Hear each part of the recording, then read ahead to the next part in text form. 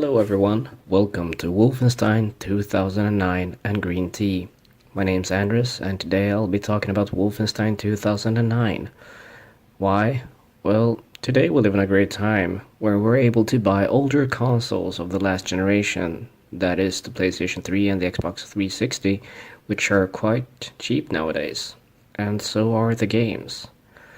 While there are a lot of games for both consoles, many games are simply overlooked because of bad reviews or bad sales. I'm going to take a look at games that were seen as mediocre or flat out bad when they came out. But they still might be worth your time and your money. And the games I will mention won't be too expensive, hopefully. I managed to find a copy of Wolfenstein 2009 for about $1 at a thrift store. So, let's move on, shall we? So, let's take a look at the numbers and a bit of development.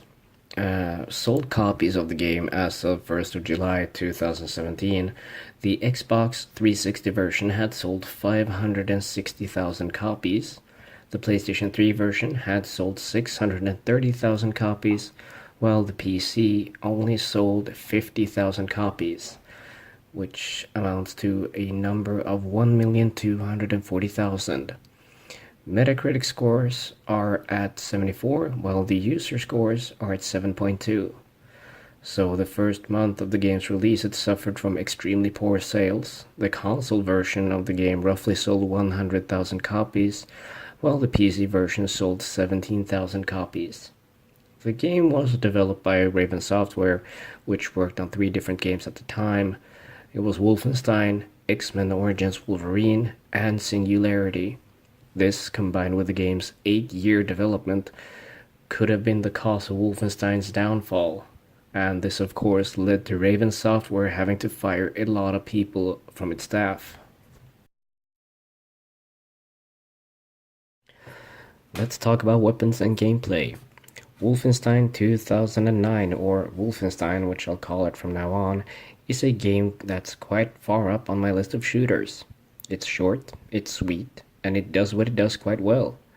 The game does hold up in some ways. Gunplay is still immensely fun. Blasting Nazis and turning them into mush is as fun as ever.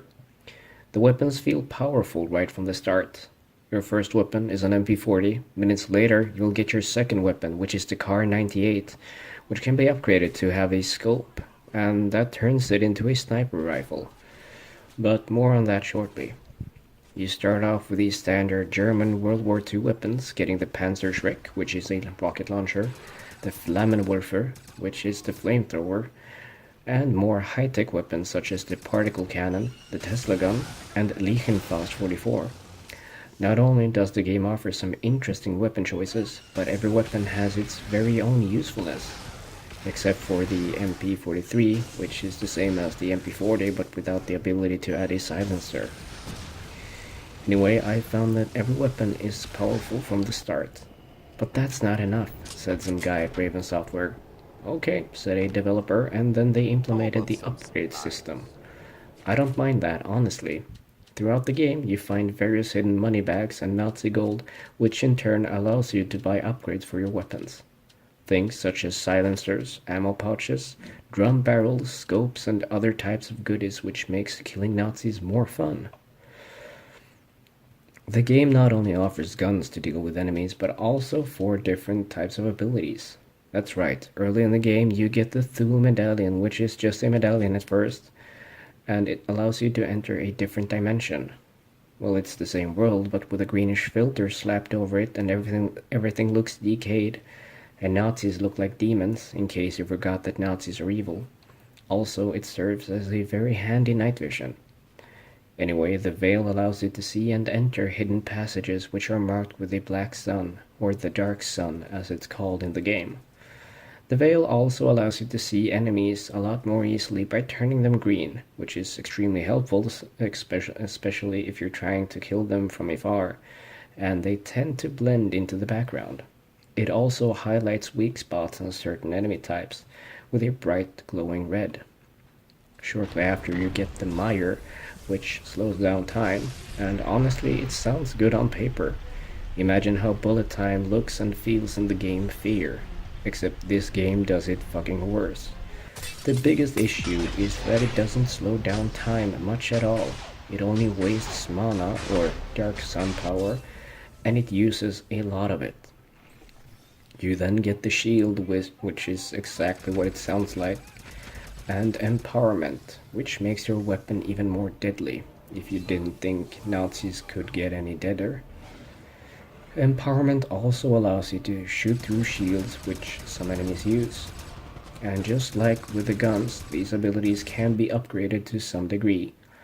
Veil can be upgraded to have a larger dark sun pool and see enemies through walls. Mire can be upgraded to slow down time even further, which isn't noticeable at all. However, there is a second upgrade that eviscerates enemies around you whenever you activate the Mire. The shield's first upgrade can reflect enemy shots back at them, while the second upgrade kills any weaker enemy who touches it.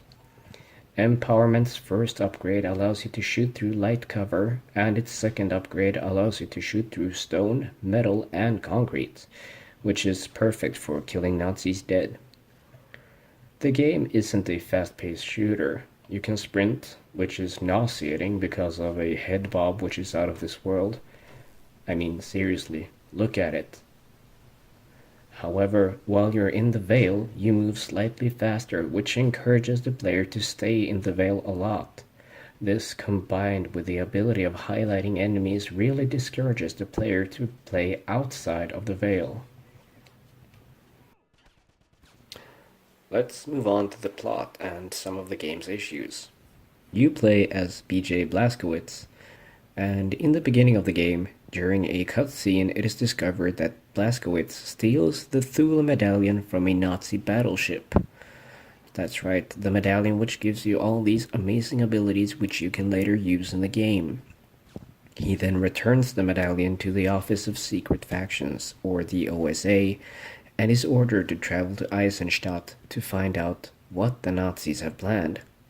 In Eisenstadt, Blazkowicz learns that the Nazis are using the power of crystals called Nachtstone, which are used to give the Thule medallion different abilities, and they want to use it to their own advantage to achieve world domination. Here's the first problem of the game. The plot wants to be interesting and engage the player. However, seeing as the main focus of Wolfenstein games from a player's perspective is not the plot, but making sure Nazis are dead and stay that way. My summary is basically all you need to know. The game wants to tell a grand story with intrigues and interesting characters, but it falls flat on its face trying to do so. The game forces the player to listen to incredibly tedious plot points, which honestly I couldn't give a shit about. In my opinion, the game is at best when you get to shoot Nazis, but I'm not going to be all mad about Braven Software trying to do something new with the game. Eisenstadt is a town in Germany, Austria more accurately, but in-game Germany and Austria are the same. And Eisenstadt serves as a central hub for missions. That's right, the game lets you do various missions for the Kreisau Circle or Golden Dawn, which are two good factions in the game. In this hub, you walk around collecting gold and tomes of power which unlock additional upgrades for your abilities.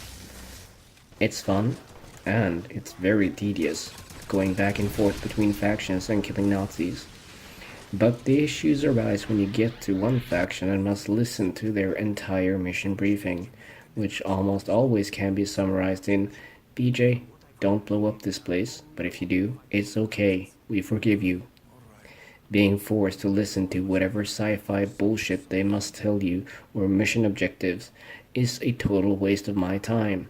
What I want as a player and what I expect from this game as a player is to kill Nazis, not having to listen to mission details which really don't offer me anything, since the missions themselves are extremely linear.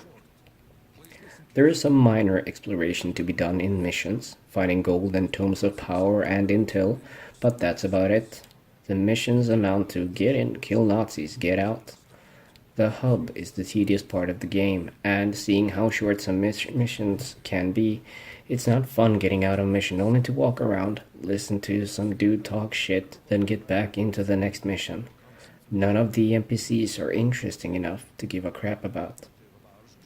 The presentation of the game is all over the place, which isn't surprising seeing as the game was in development for 8 fucking years. I mean, has any game that's been in development hell ever turned out to look good? Alan Wake is one exception, but that's the only one I can come up with. What does look good in this game, however, are the different enemy types, weapons, and the gore. The id Tech 4 engine doesn't run very well on PC, but on the 360 there is constant FPS drops, which forces you to play with the veil turned on for the most part, since the game runs a lot smoother when it's on. But textures do look quite dated on both PC and console.